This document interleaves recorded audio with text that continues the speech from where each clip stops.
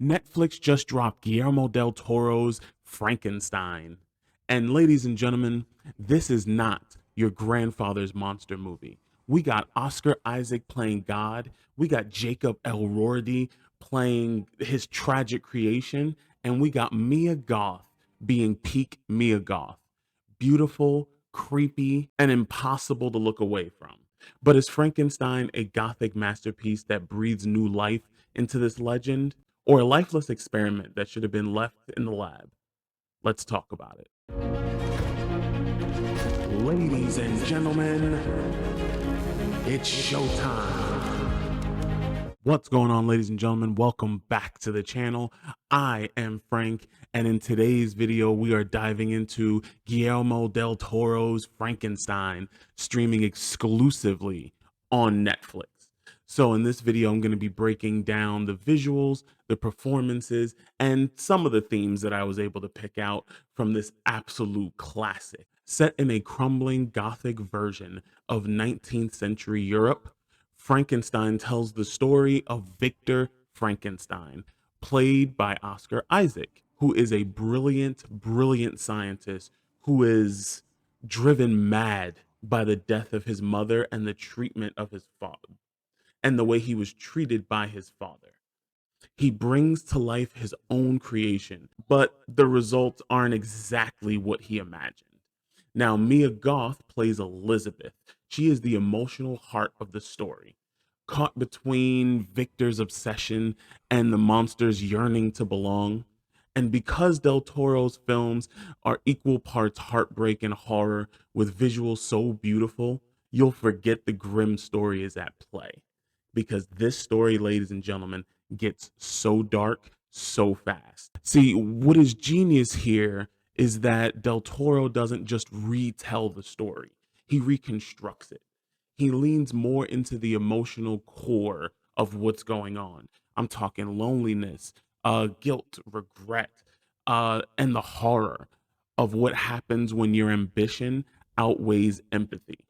This isn't just a monster movie about lightning bolts and pitchforks. It's really at its core about regret, which Victor is going to tell you himself. Del Toro gives us a monster that reflects the worst parts of humanity, and it's gorgeous. Every frame looks painted, all the candles, the rain. The one thing I can say about this movie is that it is visually so beautiful. This movie looks great. I really wish I was able to go and see it in an actual theater just because of how big and grand it feels and how much work they obviously put into the set. Oscar Isaac absolutely kills it as Victor Frankenstein. He is intense, tormented, and absolutely terrifying at points. He plays Victor like a man haunted by his own genius. And we clearly see that the closer he gets to his goal, the more unhinged he becomes. You would think as you would get closer to accomplishing your life's work that there would be some semblance of calm, but a frantic genius. But instead, he begins to unravel as he watches his creation literally come to life in front of him. Jacob Elordi's creature is the surprise of the film. As much as I do know about the story, which isn't a whole lot, this gave me great insight into the creature. It actually really made me feel bad for him at times because what he wanted was just so simple. And it's something that us as humans, we strive our entire lives for. And there's a lot of people out there that feel on the inside the way the monster does. And Mia Goth, of course, delivers the eerie, emotional energy that we're used to from her. She's both fragile and unsettling, and she really anchors the movie as the emotional chaos continues. The production design was absolutely fantastic. The score, my God, the music in this movie. Music, sometimes we just kind of feel as like it's background noise, but the music in really good films like Nosferatu and in Frankenstein really set the tone. They really help enhance the great acting, the great set. I mean, everything hit. This movie was absolutely fantastic. But, and there's always a but, because like CinemaSin says, there is no movie without sin. This movie is a slow burn.